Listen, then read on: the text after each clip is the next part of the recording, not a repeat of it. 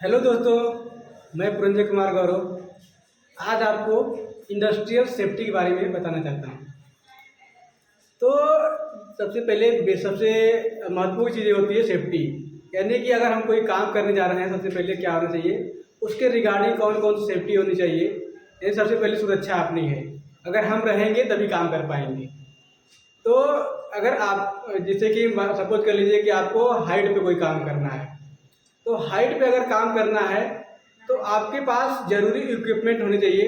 जैसे कि अगर आपको 1.8 मीटर जो होता है, अगर 1.8 मीटर से ऊपर आप अगर काम कर रहे हैं तो आपको सेफ्टी बेल्ट यूज करना चाहिए और साथ में आपको हेलमेट यूज करना चाहिए और साथ ही साथ आपको सेफ्टी शूज जो होता है पहनना चाहिए। इसके बाद हाइट पे चढ़ने के लिए आपके पास स्कार्फ फोल्डिंग होनी चाहिए। स्कार्फ फोल्डिंग यानी कि उस पर क्या होता है कि कई लेयर होता है, स्टेप बाय स्टेप लगा रहता है और उसको सपोर्ट करने के अगर ज़्यादा हाइट है तो आपको 4 आउटर रिगर लगे होते हैं, यानी जो स्कार्फ फोल्डिंग को सपोर्ट करते हैं।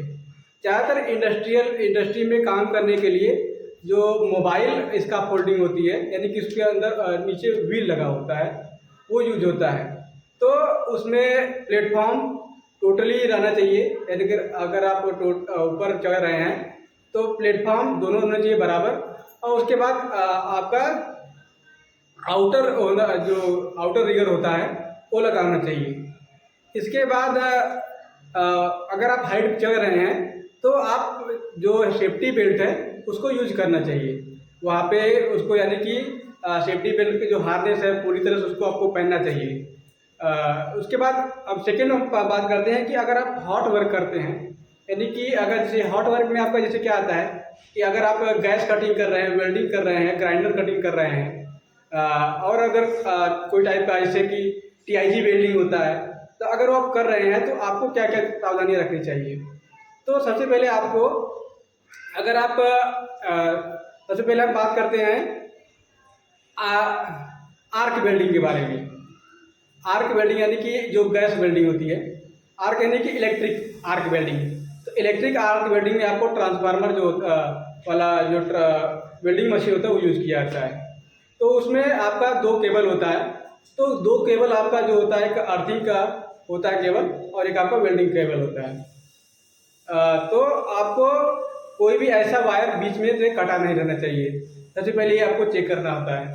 इसके बाद आपका जो जहाँ पे वेल्डिंग का जो रॉड फंसाया जाता है लगाने वाला, उसके वो पूरा तरह से शील्डेड होना चाहिए, यानी उसका कवर होना चाहिए, प्लास्टिक जो कवर आता है। और अगर आप हाइट पे कर रहे हैं वेल्डिंग को तो आपके पास आप हाइट पर हॉट वर्क यानी वेल्डिंग कर रहे हैं तो आपके पास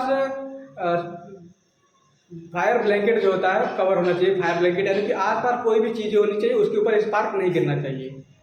और इसके बाद अगर आप नीचे भी कर रहे हैं तो साफ सफाई यानी पूरा क्लीन रहना चाहिए। अगर कोई जैसे कि लकड़ी हो या कागज़ या कुछ ऐसा टाइप का प्लास्टिक हो, इस तरह का चीज़ें आसपास नहीं रहनी चाहिए। और उसके बाद आपको साथ में अपने एक फायर एक्सटिंग्विशर का बॉटल आता है उसको रखना होता है और एक वाटर का बकेट यानी पानी की बाल्टी रखना होता है, ताकि अगर मान लीजिए गलती से, यदि ज़्यादातर क्या होता है कि हैजार्ड नहीं होता है, कोई नुकसान नहीं होता है, लेकिन क्या होता है कभी इंस्टेंटेट क्या होता है कोई भी नुकसान हो जाता है या कोई चीज़ जलने लगता है तो उसको बुझाने के लिए। अब एक और होता है जैसे कि गैस कटिंग होती है, तो गैस कटिंग में क्या होता है कि 2 गैस होती है। जनरली हम लोग इंडस्ट्री में यूज़ करते हैं एसिटिलीन और यानी ऑक्सी एसिटिलीन जो होता है कटिंग करते हैं।